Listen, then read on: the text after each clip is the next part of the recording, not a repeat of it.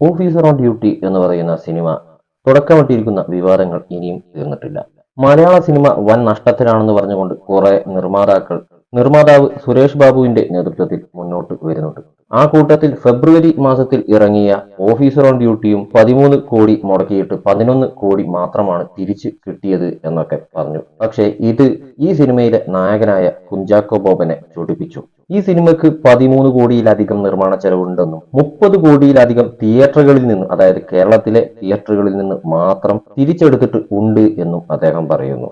പിന്നെ എല്ലാം കൂടെ സാറ്റലൈറ്റ് റൈറ്റ്, ഓഡിയോ റൈറ്റ്സ് അങ്ങനെ തുടങ്ങി നിരവധി കാര്യങ്ങളിൽ നിന്ന് 50 കോടിയിലധികം തീർച്ചയായിട്ടും കിട്ടിയിട്ടുണ്ടാകാം എന്നും അദ്ദേഹം പറഞ്ഞു വെക്കുന്നു.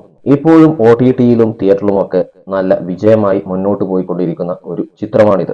ഇനി നിർമ്മാതാക്കളെ കുറച്ച് ഊക്കിക്കൊണ്ട് അദ്ദേഹം പറയുന്ന ഒരു കാര്യമുണ്ട്. താൻ വേണമെങ്കിൽ ഇവരുടെയൊക്കെ സിനിമയിൽ വേണമെങ്കിൽ സൗജന്യമായിട്ട് അഭിനയിച്ചു കൊടുക്കാം. തനിക്ക് 5 പൈസ പ്രതിഫലം തരേണ്ട ആവശ്യമില്ല. കേരളത്തിൽ കിട്ടുന്ന പൈസ പോലും തരേണ്ട ആവശ്യമില്ല. മറ്റ് സ്റ്റേറ്റുകളിൽ പുറമെയുള്ള രാജ്യങ്ങളിൽ ഇവിടെ നിന്നൊക്കെ കിട്ടുന്ന കളക്ഷൻ മാത്രം തന്നാൽ മതി എന്നാണ്. ഇതിലൂടെ അദ്ദേഹം പറഞ്ഞു വെക്കുന്നത് സിനിമ ഇപ്പോഴും നല്ല രീതിയിൽ തന്നെയുള്ള ലാഭം കൊയ്യാൻ പറ്റുന്ന ബിസിനസ് ആണ് എന്നുള്ളതാണ്. അത് എടുക്കേണ്ട രീതിയിൽ എടുക്കണം എന്നാണ് അദ്ദേഹം പറഞ്ഞു വെക്കുന്നത്. 10 കോടിക്ക് ഒരു പടം എടുത്ത് എന്ന് പറഞ്ഞ് അതിനൊരു 3 കോടിയുടെ പോലും ക്വാളിറ്റി ഇല്ലെങ്കിൽ സിനിമയെ കുറ്റം പറഞ്ഞിട്ട് എന്താണ് കാര്യം എന്നാണ് അദ്ദേഹം ചോദിക്കുന്നത്.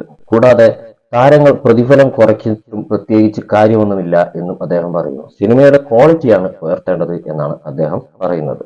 തന്റെ മുതുമുത്തച്ഛന്മാരായിട്ട് തുടങ്ങി വെച്ചിട്ടുള്ള സിനിമ പാരമ്പര്യം, സിനിമയെ കൈകാര്യം ചെയ്യാനുള്ള കൗശലവും കുഞ്ചാക്കോവനിലും ധാരാളമായിട്ട് നമുക്ക് കാണാൻ വേണ്ടി പറ്റും. ഉദയ സ്റ്റുഡിയോയിൽ നിന്ന് തുടങ്ങിയിട്ടുള്ള ആ സിനിമ പാരമ്പര്യം ഇന്ന് എത്തി നിൽക്കുന്നത് ആദ്യം ചോക്ലേറ്റ് ഹീറോയിൽ തുടങ്ങി ഒരുപാട് സിനിമകൾ വിജയിക്കുകയും പിന്നീട് പരാജയപ്പെടുകയും ചെയ്തു. വീണ്ടും തിരിച്ചു വന്ന് ഇന്ന് ഏത് റോളും, എത്ര റഫായ റോളും കൈകാര്യം ചെയ്യാൻ പറ്റുന്ന രീതിയിലുള്ള മെച്ചുവേർഡ് ആയിട്ടുള്ള ഒരു ആക്ടറായി മാറിയ കുഞ്ചാക്കോ ബോബനെയാണ് നമ്മൾ ഇന്ന് കാണുന്നത്.